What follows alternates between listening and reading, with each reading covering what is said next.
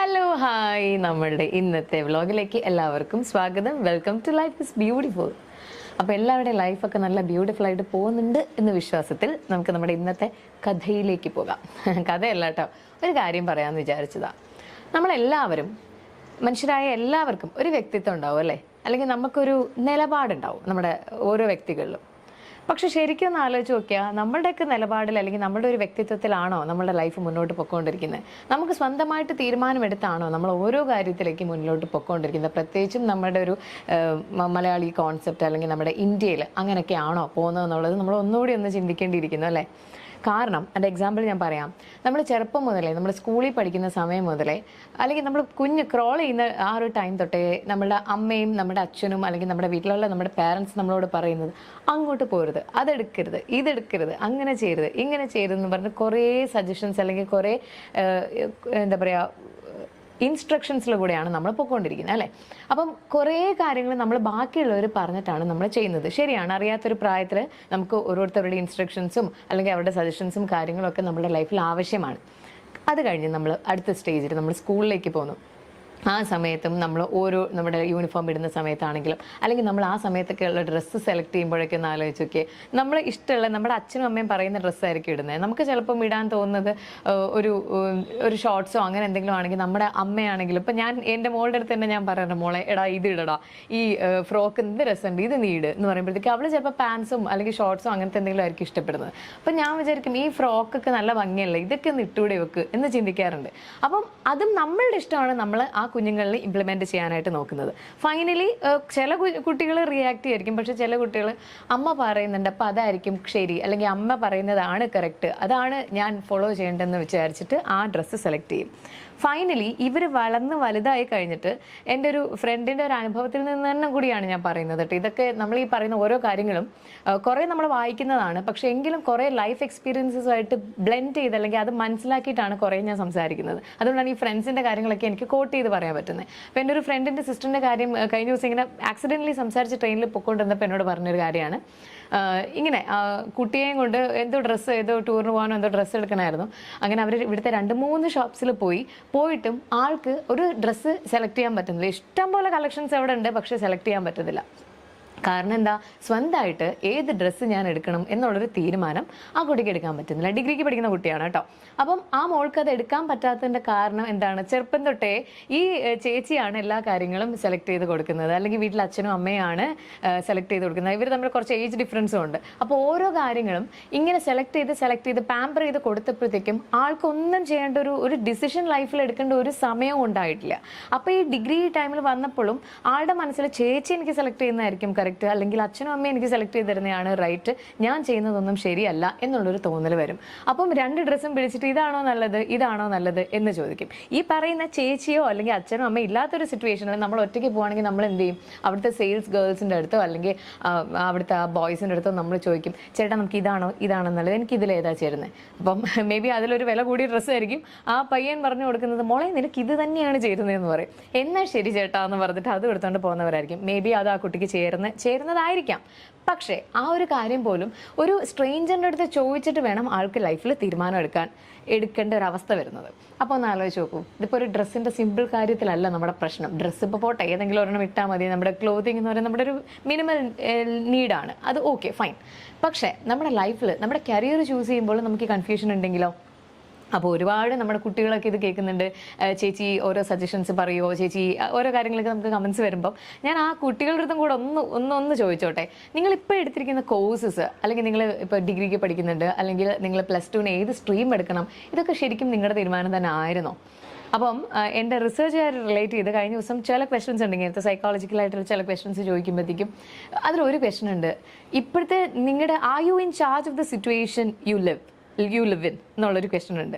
അതായത് നിങ്ങളിപ്പോൾ ജീവിക്കുന്നത് ഈ ലൈഫിൻ്റെ ഈ ഒരു സിറ്റുവേഷൻ്റെ കാരണക്കാരി നിങ്ങളാണോ എന്നുള്ളത്. അപ്പോൾ പല കുട്ടികളും, ഞാൻ അതിൻ്റെ ആൻസേഴ്സ് നോക്കുമ്പോഴത്തേക്കും മിക്ക കുട്ടികളും അതിൽ പറഞ്ഞിരിക്കുന്നത് നോ, എന്നാണ്.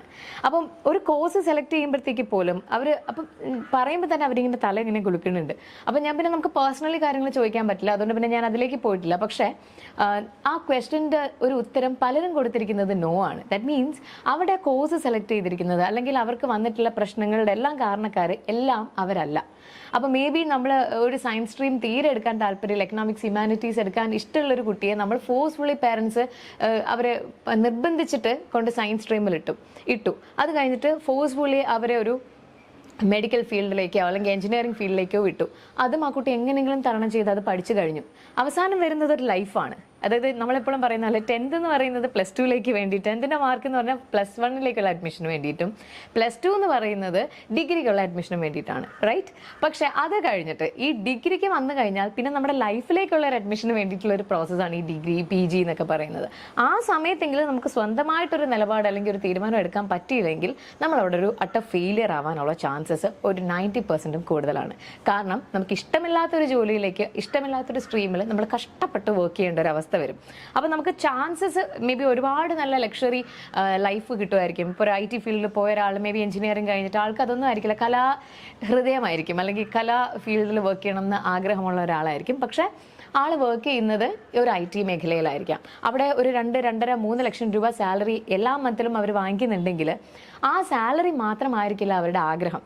24 മണിക്കൂറും ഒരു കമ്പ്യൂട്ടറിൻ്റെ ഫ്രണ്ടിൽ നിന്ന് ജോലി ചെയ്യുന്ന ഒരാളുടെ സന്തോഷത്തിനുപരിയായിട്ട് ഒരു കലാപരമായിട്ട് ഒരു സംഗീതം കൈകാര്യം ചെയ്യാനോ, അല്ലെങ്കിൽ ആർട്ടിസ്റ്റ് ആവാം, പെയിൻറ്റിങ് ആവാം, അല്ലെങ്കിൽ ഡ്രോയിങ് ആവാം, ഡാൻസർ ആവാം, അങ്ങനെ ഒരുപാട് ആഗ്രഹങ്ങൾ ഉള്ളിൽ ഒതുക്കിയിട്ട് ഈ പറയുന്ന വീട്ടുകാർ പറയുന്നത് പോലെ ഒരു സ്ട്രീമിൽ പോയി പിന്നെ ലൈഫിലെ നീഡ്സ് മീറ്റ് ചെയ്യാൻ വേണ്ടിയിട്ട് അവരിങ്ങനെ മുന്നോട്ട് സ്ട്രഗിൾ ചെയ്തുകൊണ്ടേയിരിക്കും. അപ്പം ഒന്ന് ആലോചിച്ച് നോക്കൂ, എത്ര വർഷം അവർ സ്ട്രഗിൾ ചെയ്യും, എത്ര നാളാണ് അവർ ഇത് കംപ്ലീറ്റ്ലി ഇങ്ങനെ പൊയ്ക്കൊണ്ടിരിക്കുന്നത്. എനിക്കറിയാവുന്ന ഒരുപാടായിട്ടുള്ള റിട്ടയർഡ് ആയിട്ടുള്ള ആൾക്കാരുണ്ട്.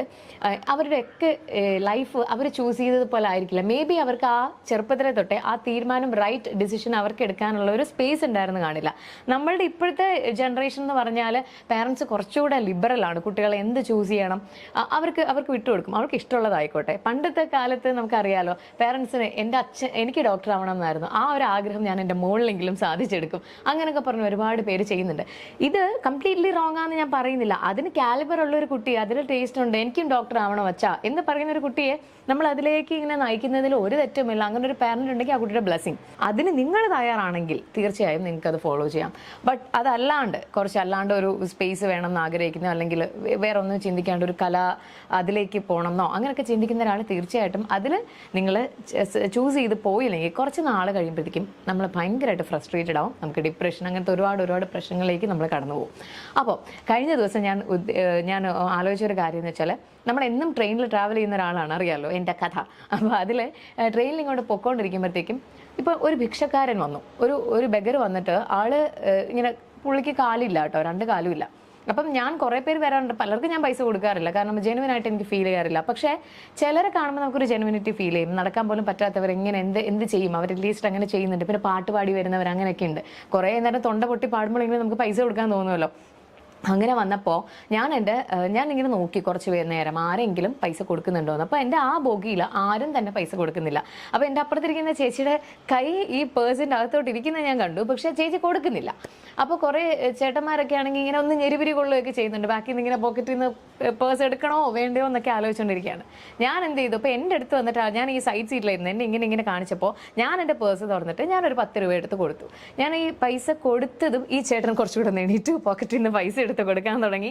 ആ ചേച്ചിയുടെ പേഴ്സിന്റെ കയ്യിൽ 10 രൂപ പിടിച്ചുകൊണ്ടിരിക്കുകയാണ്. ഈ ബാഗിൻ്റെ അകത്ത് 10 രൂപയും പിടിച്ചുകൊണ്ടിരിക്കുന്നത്, പക്ഷെ അത് പുറത്തോട്ട് എടുക്കുന്നില്ല.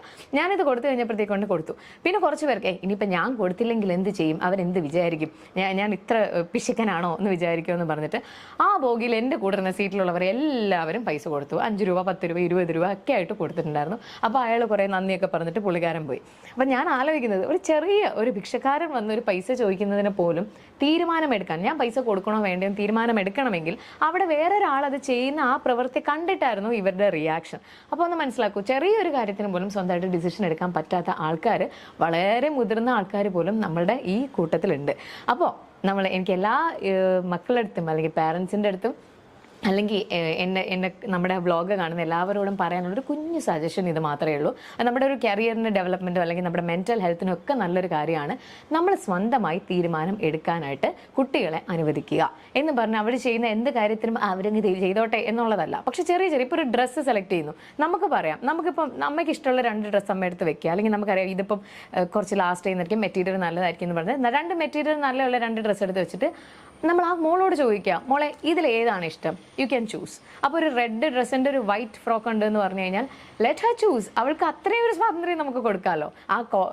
എന്താ പറയുക, ആ ഷോപ്പിംഗ് മാളിലുള്ള എല്ലാ ഡ്രസ്സുകളും എടുത്തിട്ട് ഇതിലേതെങ്കിലും സെലക്ട് ചെയ്തോ എന്ന് പറയുന്നതിന് പകരം ഈ 2 ഡ്രസ്സ് പിക്ക് ചെയ്തിട്ട് യു ക്യാൻ ആസ്ക് ദം ഇതിൽ ഏതാണ് മോൾക്ക് ഇഷ്ടം, മോളെടുക്കാൻ. അപ്പോൾ എന്താ അറിയോ, മോൾക്ക് ആ കുട്ടിക്ക് ഒരു ഡിസിഷൻ മേക്കിംഗ് പവർ ഉണ്ടാവും. അപ്പോൾ ഇതിൽ നിന്നൊരെണ്ണം സെലക്ട് ചെയ്യുന്നത് ഞാനാണ്, അപ്പോൾ എൻ്റെ ഡിസിഷനാണ് എന്നുള്ളൊരു തോന്നലുണ്ടാവും. അതേപോലെ തന്നെ ഫൈനലി അവരുടെ ലൈഫിൽ ത്രൂ ഔട്ട് ഈ ഒരു ഡിസിഷൻ മേക്കിങ്ങിനുള്ള പവർ നമ്മൾ കാര്യങ്ങളെല്ലാം പറഞ്ഞു കൊടുക്കാം. മക്കൾക്കാണെങ്കിലും എല്ലാ കാര്യങ്ങളും.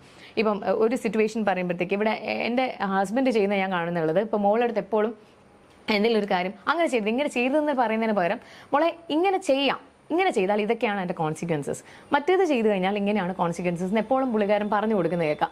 അപ്പം എന്നിട്ട് പറയും, മോൾ ഇതിൽ ഏതാണ് മോൾക്ക് ശരിയായിട്ട് തോന്നുന്നത് അത് ചെയ്യൂ.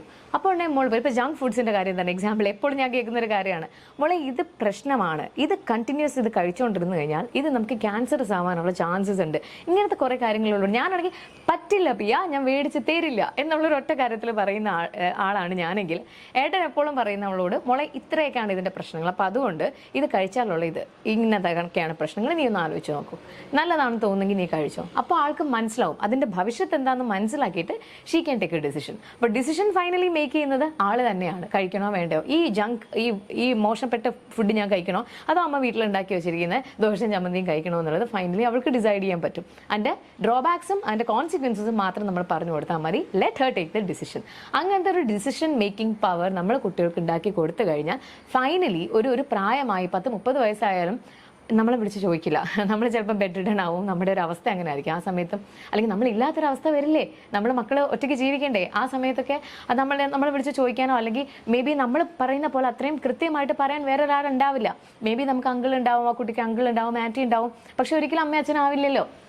അപ്പോൾ ഈ ഡിസിഷൻസ് ചിലപ്പോൾ അവർ പറഞ്ഞു കൊടുക്കുന്നത് തെറ്റായിട്ടുണ്ടെങ്കിലോ അല്ലെങ്കിൽ അവരുടെ ലൈഫിനെ അത് ബാധിക്കുന്ന ഒരു രീതിയിലാണ് അവർ ആ ഡിസിഷൻ പറഞ്ഞു കൊടുത്തിട്ടുണ്ടെങ്കിൽ അത് ശരിയാണെന്ന് പറഞ്ഞ് ആ കുട്ടി അത് ചെയ്തു കഴിഞ്ഞാലുള്ള ഭവിഷ്യത്ത് ഒന്ന് ആലോചിച്ച് നോക്കിക്കേ.